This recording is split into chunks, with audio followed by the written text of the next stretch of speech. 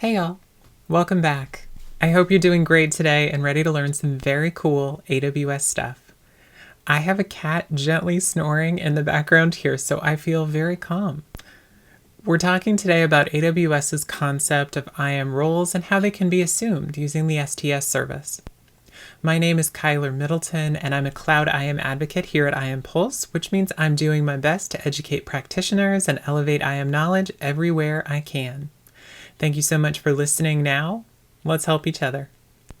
Let's do a quick overview on what the concepts of STS mean before we dig into why we'd want to assume an IAM role and how powerful that can be.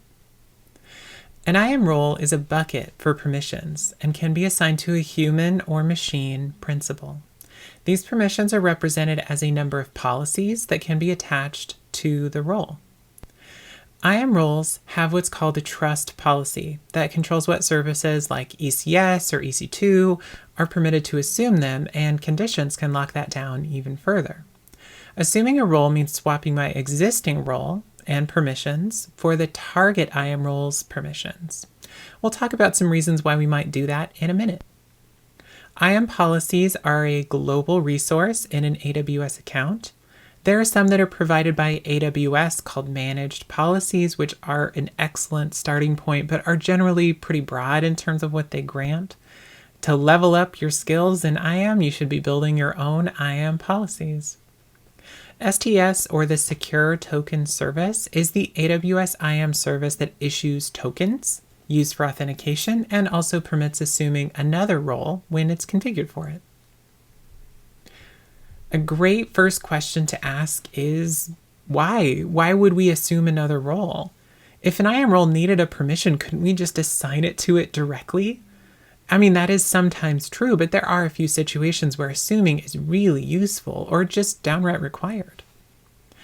One of the first ones that pops up is cross-account permissions. Most orgs that use AWS don't have just a single account. They have lots of accounts managed in at least one organization. The permissions boundary in AWS are pretty firm when it comes to cross-account actions, especially when you compare to something like Azure. So we'll need to explicitly assign permissions for cross-account actions.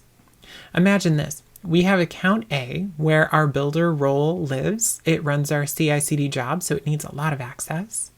We wanted to update services in account B and maybe C and D and E as well. You probably have a lot of AWS accounts if you're an enterprise. We have two options. Option one, update every service we want the builder role to update in account B, which might take a while. There are a lot of AWS services. And as new services come online, AWS releases them all the time, we'll need to find them and update their permissions too. And that sounds like a lot of work and a lot of ongoing work. Option two, we create a role in account B that has permissions to do what we need. Since the role is local to account B, most services will permit it to update them without any changes to those services. Now, updating one role in account B to have the right permissions sounds way easier. A lot more time for naps and mimosas. Another really useful use case is just-in-time access. Say we have an EC2 instance that needs to have a lot of access for some jobs it runs overnight. We could absolutely grant that EC2 instance the permissions directly, but then it would have those broad rights all the time. What if someone accidentally runs a job that used those permissions, or that machine is compromised? A better method is to assign the EC2 instance no rights at all, and tell it to assume a higher permission set using STS only when it needs it, like right before it runs the job. And then when the job is done, it can release those broad permissions. That means those scary broad access rights are only live when they're required and no other time, which sounds way safer to me. I have lots more to share, but I want to keep these videos short. Next up, we'll cover how to use STS to assume a role and what safeguards we can put in place to make sure it's not abused. Till next time.